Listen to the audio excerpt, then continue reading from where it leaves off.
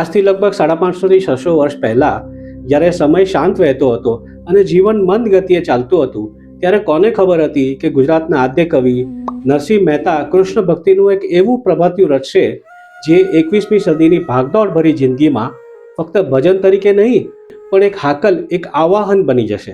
પહેલી નજરે આ નરસિંહ મહેતાનું જાગને જાદવા એક એવું ભજન લાગે જે કૃષ્ણની સ્તુતિ કરતા કરતા એને નિદ્રામાંથી ઉઠાડવાની વાત કરે છે. પણ ધ્યાનથી સાંભળો તો આમાં નરસિંહ મહેતા જાણે આપણી સાથે જ વાત કરતા હોય એવું લાગે.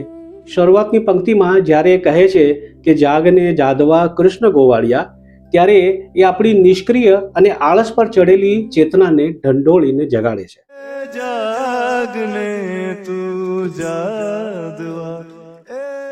આગળ કહે છે, તુજ વિના ધ્યાનમાં કોણ જાશે.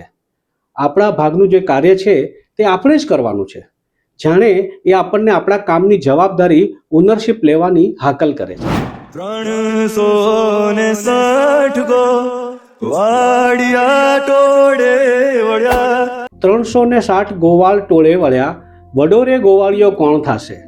તમારી ટીમ ગમે તેટલી મોટી હોય પણ એક નેતા, એક લીડર વગર એ માત્ર ભીડ જ છે. આપણે ભીડનો હિસ્સો નથી બનવાનું, પણ ભીડનો આગેવાન, એક વડો ગોવાળિયો બનવાનું છે.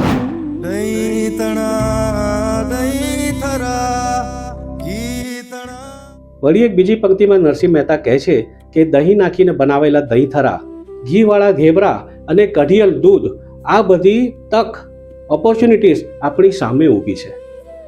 નો ડાઉટ એને પામવામાં અડચણ થશે, પરંતુ કૃષ્ણએ જેમ કાળી નાગને નાથ્યો હતો એમ આપણે પણ આપણા અઘરા લાગતા કાર્યોને આપણી કુને, આપણી સ્કિલ અને એક્સપર્ટાઇઝથી નાથવાના છે. અને છેલ્લે જ્યારે નરસિંહ મહેતા પૂછે છે કે જમુનાને તીરે ગાયો ચરાવતા મધુરી મોરલી કોણ વાશે, ત્યારે તે એકચ્યુઅલી આપણને કહે છે કે આપણું કામ કરતી વખતે જો આપણે તેમાં રસ લઈ, આનંદ લઈ અને ખંતથી કરશું તો કોઈ પણ કામ અઘરું નહીં લાગે. સરવાળે જીવનમાં ઉત્તમ ફળ એટલે કે રિવોર્ડના હકદાર બનવા માટે જાગૃત હોવું જરૂરી છે.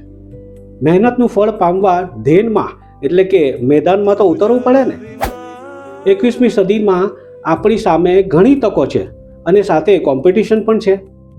જો બાય ચડાવીને કામે નહીં લાગે તો આપણા સપના પૂરા કેમ થશે. માટે નરસિંહ મહેતાની આ પ્રભાતિય રૂપે લખાયેલી હાકલ આપણને સંભળાવવાની છે અને કહેવાનું છે કે હે અંતરના જાદવા, જાગો અને કામે લાગો.